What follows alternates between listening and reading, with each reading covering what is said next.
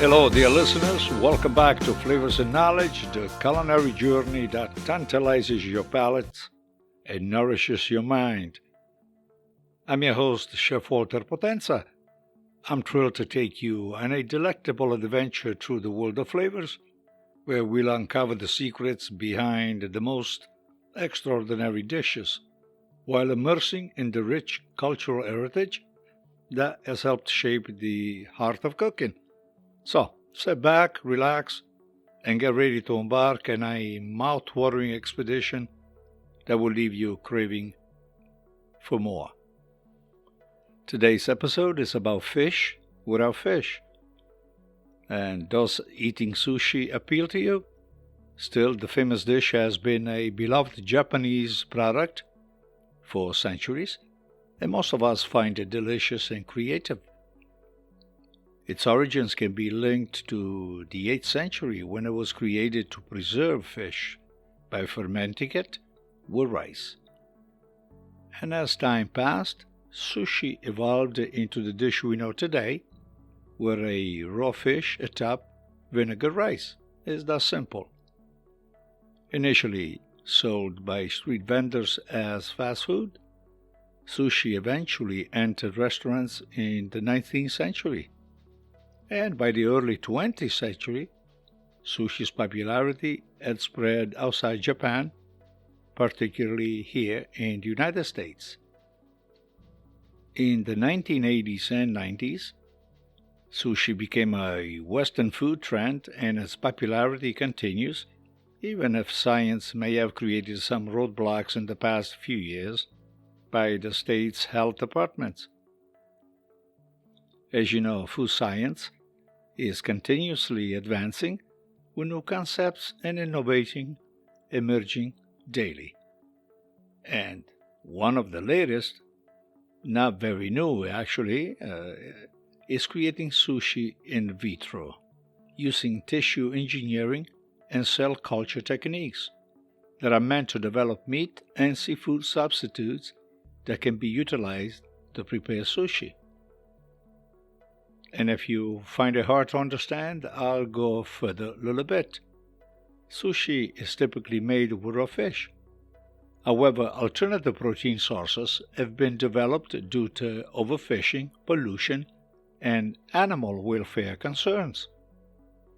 In vitro, sushi is made by growing fish cells in a lab and using them to create a taste, texture, and appearance similar to the traditional sushi. The process begins with the extraction of cells from the desired fish species. These cells are then cultured in a lab using a nutrient-rich medium that allows them to grow and divide. And over time, the cells form muscle tissue, which can be harvested and used to create sushi. This innovative production provides a sustainable and ethical alternative to traditional sushi methods, and in addition, utilizing cell culture techniques to create meat and seafood dramatically reduces the need for fishing and aquaculture. This, of course, can help alleviate the strain on the world's oceans, promote more sustainable food production practices, and benefit consumers overall. Creating sushi in vitro has the advantage of allowing for custom-designed sushi with specific nutritional profiles.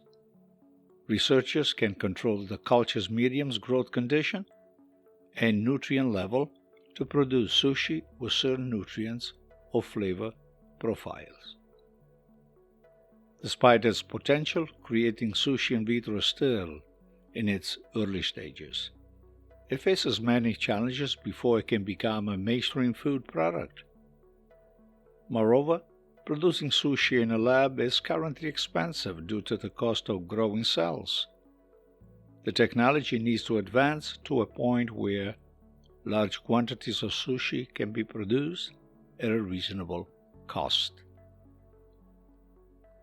Another challenge worth noting is navigating the strict regulation in many countries regarding using genetically modified organisms and other biotechnology products.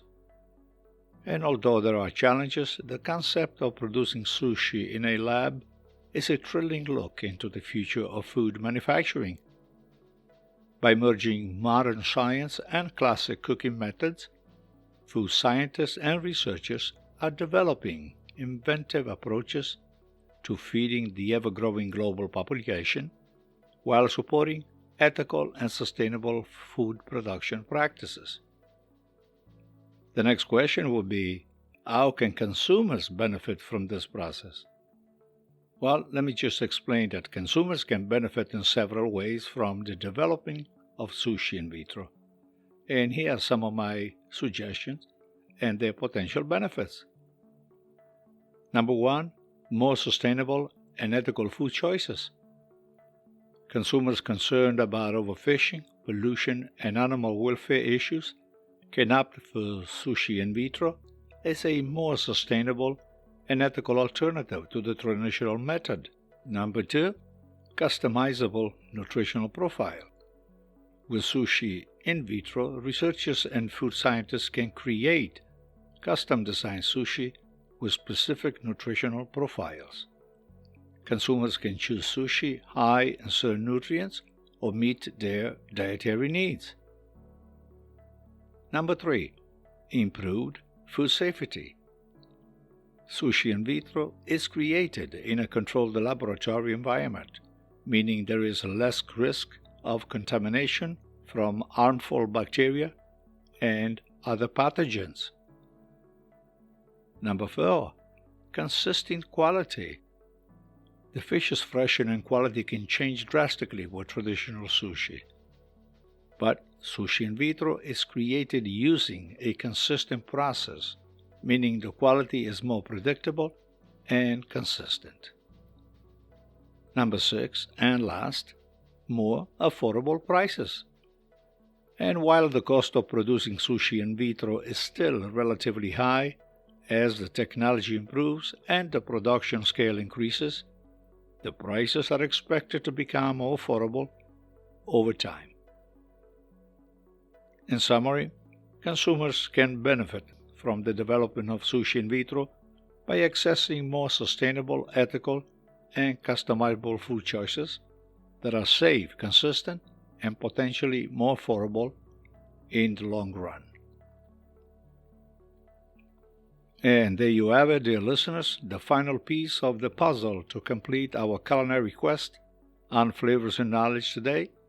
Always remember, gastronomy is an endless journey of discovery, and every dish holds its own tale. So keep exploring, experimenting, and embracing the flavors that make our world enchanting and diverse. And until we meet again, may your culinary adventures be filled with delight, surprises, and of course a dash of knowledge that elevates your cooking to new heights. For all the details, recipes, and news, please follow the links on the show notes, and I'll get back to you on the next round. For now, eat well and stay safe.